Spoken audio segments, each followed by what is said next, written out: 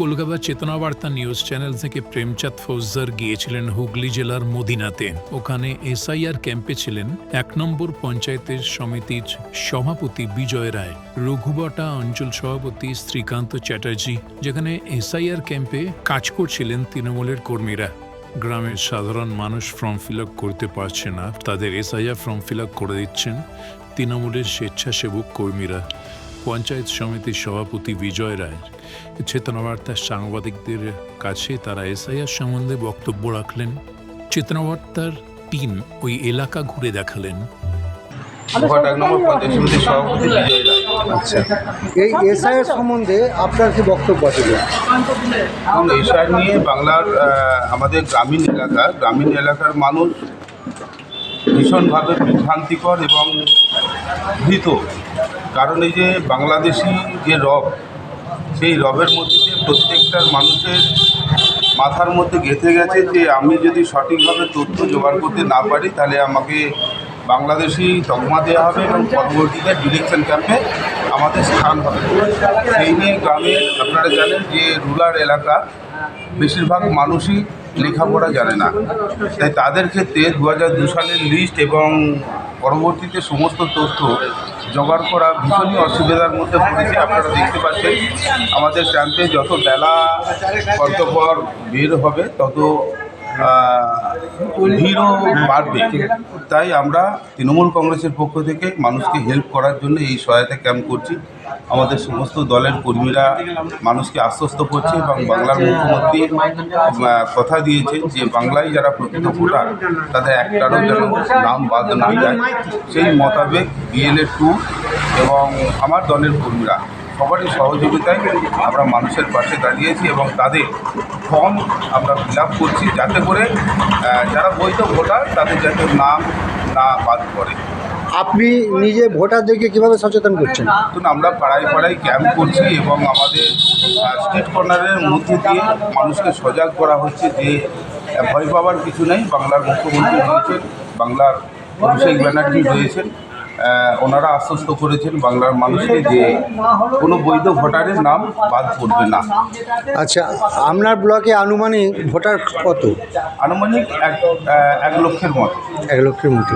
আচ্ছা, এই যে 1 লক্ষ ভোটারে যাদের সাথে আপনি মিশেছেন, যাদের বাড়িতে গিয়েছেন, তাদের বক্তব্য, তাদের মনের কথা কি বুঝেছেন? এবং প্রত্যেকটা মানুষই ভীত এবং সন্তুষ্ট, কারণ এই এলাকা বন্যা প্রবলিত এলাকা। অনেক মানুষের প্রত্যেক বছরই 2-4টা করে ঘর প্রাকৃতিক বিপর্যয়ে নষ্ট হয়ে যায়। তাদের অনেক তথ্য মাটি চাপা পড়ে নষ্ট হয়ে গেছে, অনেক তথ্য বানের জলে ভেসে গেছে। তো তাদের ক্ষেত্রে চিন্তার বিষয়টা সবচেয়ে বেশি। তারা যদি সঠিক ডকুমেন্টস না দিতে পারে, জমির দলিল থেকে আরম্ভ করে আধার কার্ড, ভোটার কার্ড বা 2002 সালের লিস্টে অনেক মানুষের নাম আসছে না, তাদের ক্ষেত্রে কি হবে? তারা কিন্তু ভীত সন্তুষ্ট।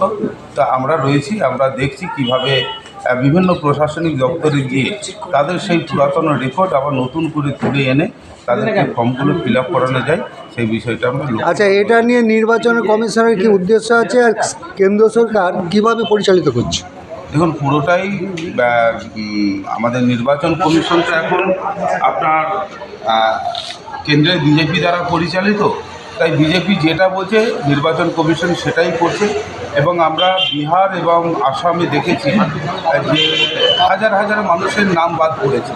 তারা কিন্তু কেউ অবৈধ ভোটার নয়, অবৈধ মানুষ নয়, তারা দীর্ঘদিন যাবৎ এই এলাকায় বসবাস করেছে, তবুও তাদের নাম বাদ গেছে।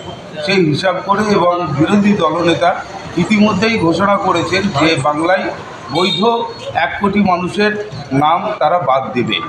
এই যে একটা আতঙ্ক, ভয়, এই ভয়ের মধ্যে দিয়ে বাংলার মুখ্যমন্ত্রী মমতা ব্যানার্জি চাইছেন যে কোনো বৈধ ভোটারের নাম যাতে বাদ না যায়।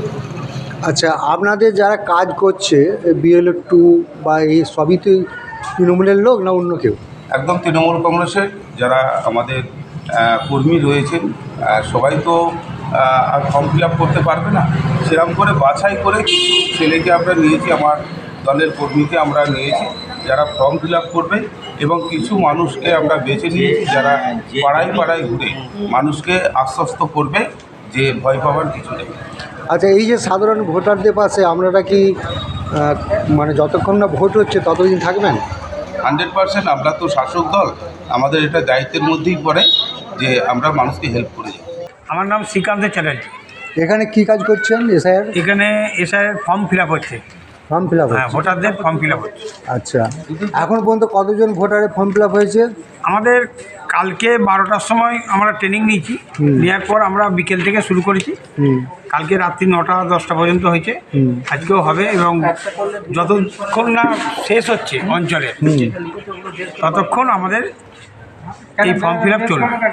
আপনি কি দায়িত্বে আছেন? আমি রঘুবাটি অঞ্চল তৃণমূল কংগ্রেসের সভাপতি এবং আমাদের এর সঙ্গে সঙ্গে প্রতি বুথেই বাড়ি বাড়ি গিয়ে আমাদের কর্মীরা নেমেছে, তারা সমস্ত ভোটারদের সহযোগিতা করছেন, নিজেরা থেকে ফর্মগুলো যত্ন সহকারে ফিল আপ করানো হবে। আচ্ছা, আপনি এখানে কি দায়িত্বে আছেন? ফর্ম ফিল আপের দায়িত্বই আছে। নাম?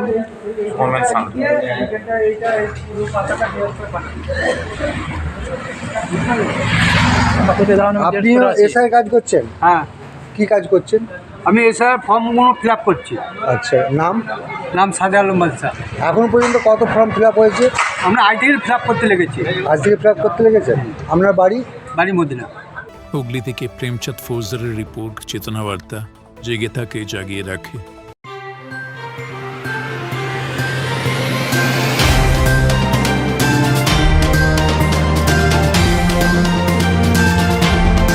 চেতনা বার্তা, জেগে থাকে জাগিয়ে রাখে।